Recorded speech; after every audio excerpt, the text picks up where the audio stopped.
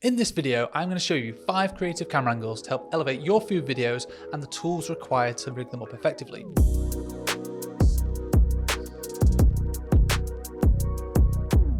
I'm Cal, and I'm the Director of Photography and owner of production agency Dead Pixel. We've got our own specialist kitchen studio where we've shot over 100 recipe videos and TV commercials for the likes of Mr. Kipling, Uni, MyProtein and BBC Food. In the next few minutes, I'll explain what the camera angle is, how it adds appeal to the audience, elevating the cooking experience, and the tools required to capture it. All of these camera angles are effective in a studio or on location in a working restaurant, for example, requiring minimal kit or crew to accomplish it.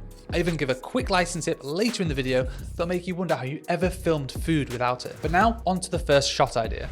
I'm going to start with my favourite, and that's the POV or point of view. This is one of my favourites as it immerses the audience in the cooking experience and is creatively quite challenging to pull off. The aim is to get the smallest camera and lens combination into an unexpected place. Think back of the cupboard, microwave, or even a fridge. You only need a couple of these in your edit to help it stand out above typical run and gun food videography. We do have a few cheats here at our studio with custom props we've built up over the years that make this much easier to accomplish. We've got a prop fridge and oven, both with a huge hole in the back to allow for a variety of camera and lenses to be used. So in this example, we were able to use a probe lens on a cinema camera, gently tracking over the top of a bubbling hot cheese pizza. Obviously it's not hot, like the oven doesn't work, but with the use of a heat gun off camera, it makes for a very convincing point of view. I know I said these shot ideas require minimal kit and now I'm saying you need a prop oven. I can appreciate not everyone will have access to a prop fridge with a gaping big hole in it. My advice is to go for the early option and get creative.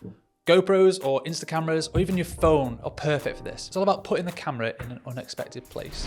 Next up is the lay flat or top down. Now this is an absolute staple of any recipe video. It's simple and you'll have seen it a million times, but it clearly demonstrates what's happening during the cooking process, and from a videography point of view, it's a solid fallback shot to maintain coverage. The top down is perfect for establishing ingredients for an upcoming recipe, and it's really easy to leave space within the frame to add text or logos. I think it also works well for seeing into the dish to see any colour or texture changes, or following along with the chef as they demonstrate a particular technique. As it's a locked off shot, it's also very handy for time lapses or jump cuts showing the passage of time. We covered all of the recipe videos we created for BBC Food using a 2-camera setup with a locked off top down shot that was always our safety angle for us to fall back to in the edit. It doesn't need an operator and works by clamping a camera using a C-stand, mini boom or goalpost rig facing directly down onto the subject. The larger cinema cameras will need at least 2 points of contact and a safety chain, whereas the smaller mirrorless cameras or phones are fine with a half decent stand and arm combination. Just make sure you add a few sandbags or counterweights as you only make that mistake once.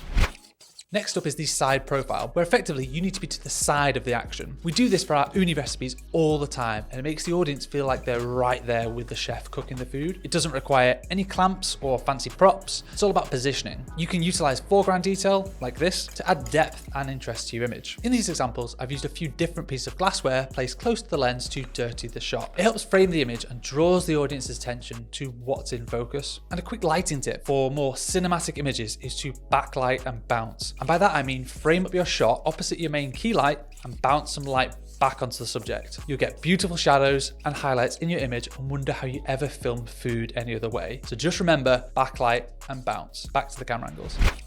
Next up, we've got the camera clamp. This is a slight variation on the POV shot, only this time you're adding a bit more action and movement. All this needs is a lightweight camera, like a Sony FX3, with a wide angle lens and a few magic arms to pull it off. In this example, I've attached a camera to the edge of a plate of food and walked it through a bustling restaurant, affectionately called plate cam. I use one hand under the plate and the other to steady the camera, creating a really cool immersive experience. Because the plate of food is fixed, you can jump cut the shot in the edit, changing the background, speeding up the passage of time or distance traveled.